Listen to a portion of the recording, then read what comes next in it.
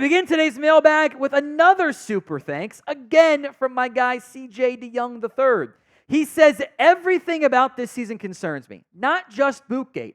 The Cowboys have a history of downplaying their players' injuries. Keep that in mind. So I don't disagree with any of this. And we have seen the Cowboys say, no, player's fine. Don't worry about it. Tyron Smith, no ACL tear. Oops, the hamstring came off the bone. Don't know how that one happened. That one I will never be over because I did like 3 videos in a 3-hour span at midnight. Just absolute chaos there. They have not been truthful. Like, even with Dak. They didn't mention the second surgery, which on the ankle, Dak, in his wild competitiveness, was trying to return that season, which he tried. It didn't really impact things because if he got hurt again or had to step back, they were not going to play anyway. Respect it. That shoulder injury, the year he played like crap against the Eagles in the 2017, whatever year it was, or 18, 19, maybe it was 19, shouldn't have played. His shoulder was not good. He should not have played in that game. He needed the full week of recovery. Didn't have it. They tried to say, he might play with the calf strain. Was never playing with the calf strain. Was never close to it. Like they do that a lot. And I am worried about this year. There's a lot of things that can go wrong. It has the potentiality to turn ugly real quick, just like it did in Garrett's last season. So are you worried about the 2024 campaign? Y for yes, N for no. Sound off for me in the comments of today's video. Jackson, thoughts on Anthony Schwartz as a free agent target? My thoughts on Schwartz have not changed since his days at Auburn. And I think he actually is, by the way, under contract with the Dolphins, technically speaking. Anthony Schwartz is fast. He is stupid fast. And that's all he offers. He can't catch. And you would think somebody so fast, make him into a return man. Nobody does it because he can't catch the ball in return. He's got no vision for it. Anthony Schwartz is a burner. I like speed. I get that. He is an athlete playing football all the way through. I don't think you need him in really any capacity at all.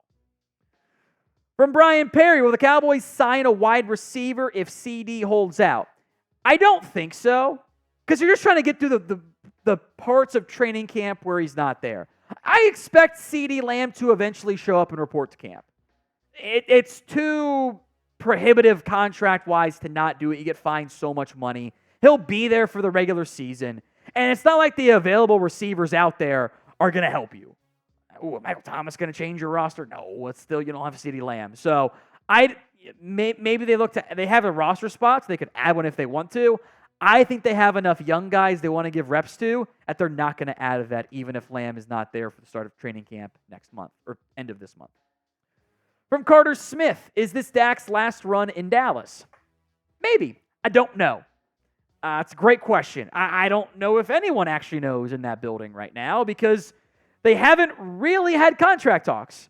I've been back and forth, Dak says, but not like real back and forth. Not like tangible conversations. Not like real efforts from either side to get that deal done because the real deadline for Dak to go back to Dallas isn't until next offseason. Now, from a practicality standpoint, you don't have that deal done by Week 1, I have doubts about it getting done, period. I think there's a real chance that the Cowboys just fart around and bank on Dak saying he still wants to play for his childhood favorite team, and Dak says, you know what, I'm tired of the disrespect, and he's gone. And that may or may not be a good thing for the Cowboys in the end. So will Dak be the Cowboys quarterback in 2025? 1 for yes, got at least one more year. 0 for no. Sound off in the comments of today's show. From my guy Mark, a $5 super chat. Thank you, Mark. We draft studs like 11 and CD, but draft way too many second and third round busts. Jerry Jones thinks UFL players and low round steals can compensate, then doesn't sign our stars. A lot I agree with there. Overall, the Cowboys draft well. But you can't have an entire bust of a draft class, even for a year like you had last season. You can't miss on all these blue star specials of, let's draft the injured guy, the troubled guy, and this time it'll work out. Like, Schoonmaker was an old hurt tight end. Kelvin Joseph, we knew the concerns going in. Dallas was like, I can fix him. Dallas gets into round 2, and they become the girl who wants the bad boy going, it's okay, I can fix him.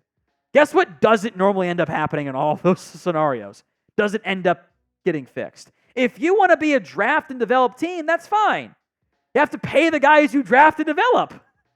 We'd all feel less bad about the offseason if they'd gotten the damn deal done with CeeDee Lamb by now. There's no excuse why it's not done. So someone told me, well, has it impacted their spending power if they do it now? And I'm like, yes, it has. Because you could have lowered his cap and had more money to spend in free agency this year. You did not. It has already negatively impacted the Cowboys. Bobby Dominguez Jr. You think we will find a running back or roll with what we got? I think they'll monitor the waiver wire trade market as we get closer to roster cutdown time. I think they'll be able to find somebody. I'd be a little bit disappointed if they didn't add her back, unless like Deuce Vaughn or Rico Dowdle or even Royce Freeman look great in the preseason. It's like, okay, wow, never mind, they're fine. But I look at this running back group and I go, it's the worst group in the NFL. Why would I willingly have the worst position group if I could find somebody at an affordable price to help make that not the case? Now, the Cowboys turnover chain is available. Get yours today. Mine's the silver one. You can get the navy chain link one over at chatsports.com/Cowboys chain. Link will be in the comments section and the description of today's show. It's the one Big Mike was wearing, by the way. It is now available on Fanatics. Depending on when you're watching, it may or may not be on sale, but it does go on sale fairly frequently, I've noticed, over the last few days. Get yours today, chatsports.com/Cowboys chain. Marcel Carlson, why not bring Aaron Donald out of retirement? Short answer is that's not how it works. The Rams actually still have his rights. If Donald were to unretire, the Rams would have control over him from a contract perspective. So you can't just cheat basically and say, well, retire for a year and then come play with us. That's just not. And I don't think Donald wants to play anymore. He'd been considering retirement for a while. So as fun of a Madden idea as it is, 0% chance that one actually goes down. I want you guys to name a realistic free agent option for the Cowboys, player that's available, or maybe somebody you think ends up getting cut. Head down to the comments section. Let me know who your realistic free agent target is. From Chris B., they don't play in free agency because they want to draft, yet they draft good players and they don't want to pay them either. The team is cheap and we are in trouble. Me and others have raised this point many a time. Relative to other teams in the NFL, the Cowboys are not spending the same amount of actual cash dollars on their roster. In fact, pretty typically, they're near the bottom of that list. And they're not cash poor. They're cash loaded. So it's just a desire to spend that money that they just don't have, and it's really frustrating. This team is awesome, among the best in the NFL at building a 10-win team. They've done that pretty consistently every year the quarterback's been healthy. Well, what happens if you have to go find a different quarterback, you don't get as lucky, right? And it's not about building a 10-win playoff team. It's about doing more than that. And you're putting yourself at a competitive disadvantage when you're spending $100 million less over a 3 or 4 year window than other top contenders. That's not to say it's a guarantee they win anything doing it, but if you're not maximizing your chances, well, that's on you, not the coaching staff or the players. That's on you as an organization. Now, if you want to join our Cowboys mailbags, come to the right spot. Hit that sub button at youtube.com/@CowboysTV. Our mailbags are part of our live shows, so you got to be subscribed to tune in. From Bobby Dominguez Jr., what do you think about our rookie class? Intrigued by it. I think I liked it more than last year's class, even coming out of the moment. I really like the Cooper Beebe pick. I'm hopeful the Cowboys nail the Maurice Leafau selection. It seems to have some good buzz on that front.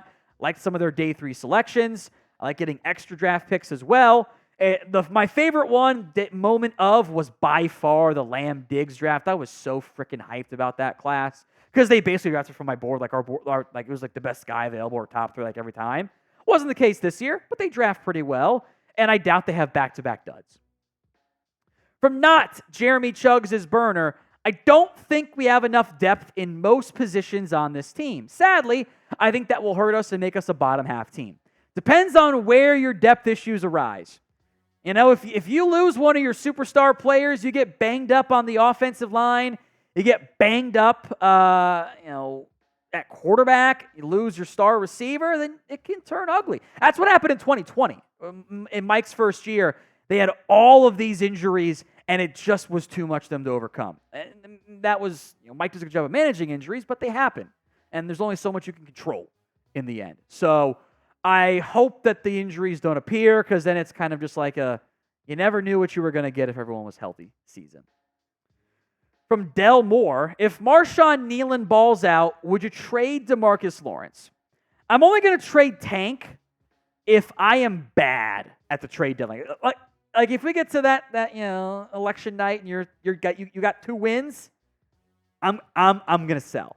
At that point, I'm going to be advocating to sell. And you should trade guys like Tank Lawrence and Brandon Cooks. But if I'm above 500, I'm not trading Tank Lawrence, because I'm going to try to fight for a playoff spot and he's going to help me. Now, it might make my decision next offseason easier. And if Nealon looks great, I can move on.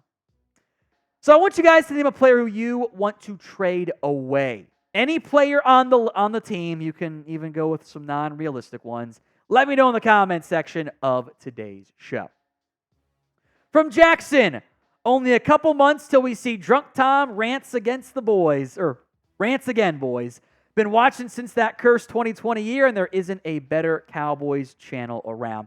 Thank you very much, Jackson. I do appreciate that. You're very kind. If you haven't already, Jackson makes a great point. Now is the time to subscribe so you don't miss out on our season-long watch parties here at the Cowboys Report. Big thank you to Jackson for that $20 super chat as well.